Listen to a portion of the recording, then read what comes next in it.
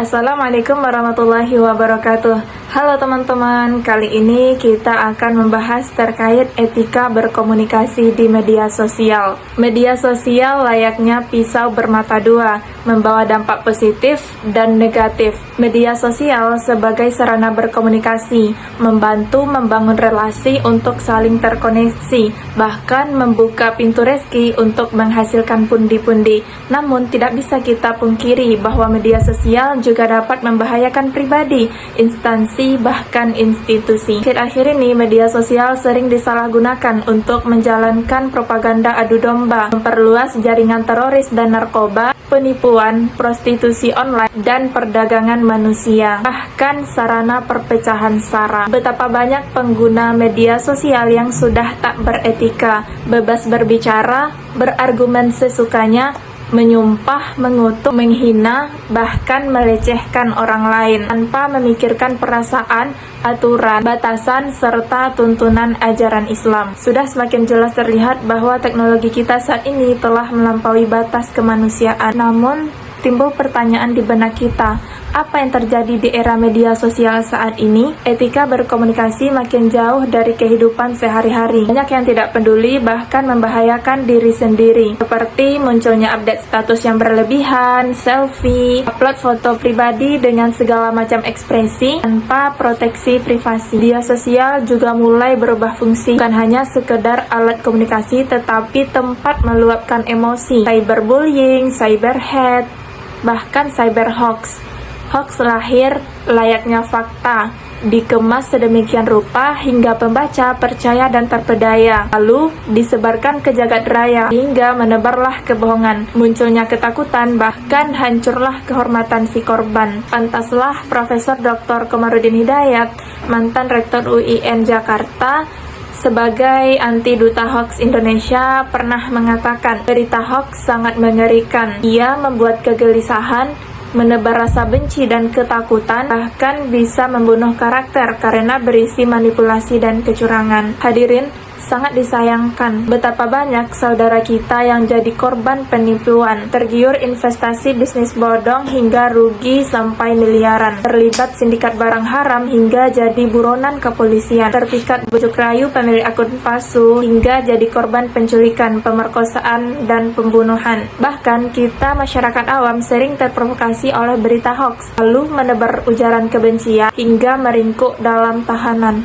Na'udzubillah. Hadirin sekalian, bukankah hoax hanya akan membawa malapetaka yang berujung penjara? Bukankah hoax hanya akan merusak hubungan antar umat beragama? Dan bukankah hoax akan menghancurkan persatuan dan kesatuan bangsa? Tentu kita tidak ingin hal ini terjadi dan menimpa tanah air kita tercinta, Indonesia. Oleh karena itu hadirin, mari kita berhati-hati dalam menggunakan media sosial. Baca dan fahami Undang-Undang ITE nomor 19 tahun 2019. Jangan menyebar berita yang belum jelas sumbernya, karena hanya akan menjadi bencana. Jangan menyinggung isu sara agar amarah tak membara. Jangan menebar link pornografi dan porno aksi, karena itu adalah racun generasi. Mulai saat ini, tahan jempolmu. Think before you click.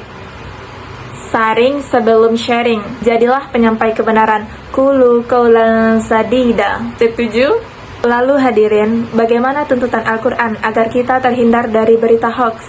Sebagai jawabannya, mari kita simak firman Allah dalam Quran Surah Al-Hujurat ayat 6 berikut ini. A'udzu billahi minasyaitonir rajim. Bismillahirrahmanirrahim. Ya ayyuhalladzina amanu in ja'akum fasikum binaba'in fatabayyanu an tusibu qauman bijahalatin fatusbihu ala ma fa'altum nadimin. Shadaqallahul azim. Yang artinya, wahai orang-orang yang beriman, jika datang kepadamu orang fasik membawa suatu berita, maka telitilah kebenarannya agar kamu tidak menyebabkan suatu musibah kepada suatu kaum karena ketidaktahuanmu dan menyebabkan kamu menyesal atas perbuatanmu.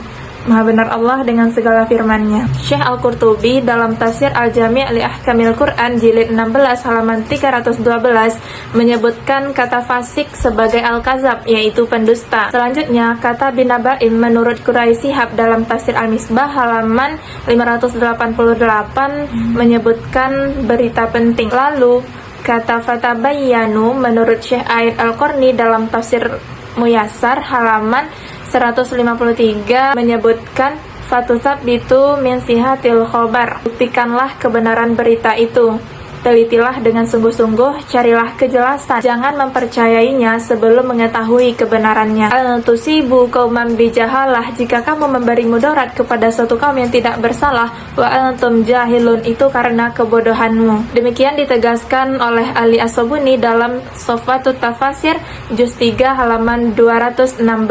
Saudaraku sebangsa setanah air, jangan sampai kita menyakiti orang lain karena salah menerima berita. Jangan sampai kita merugikan orang lain karena kecerobohan kita, dan jangan sampai kita menghancurkan bangsa ini karena kebodohan kita. Fatusbihu ala ma fa'altum nadimin, sesungguhnya kita akan menyesal. Dari pembahasan yang telah kita bahas tadi dapat ditarik kesimpulan yang pertama, etika berkomunikasi di media sosial telah diatur dalam Undang-Undang ITE, namun belum sepenuhnya rakyat Indonesia memahaminya dan menjalaninya. Kedua, tugas kita semua sebagai rakyat Indonesia, mari kita saling menjaga, saling mengingatkan sesama, tunjukkan etika jika eksis di media sosial. Dan ketiga, waspadalah terhadap hoax apapun tampilannya. Jangan mau dipecah belah karena kita cinta Indonesia, kita cinta Pancasila. Demikianlah pembahasan kita pada kesempatan kali ini.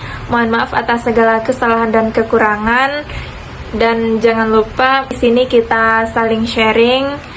Boleh nanti teman-teman semua saling mengingatkan. And see you in the next video. Bye bye. Wassalamualaikum warahmatullahi wabarakatuh.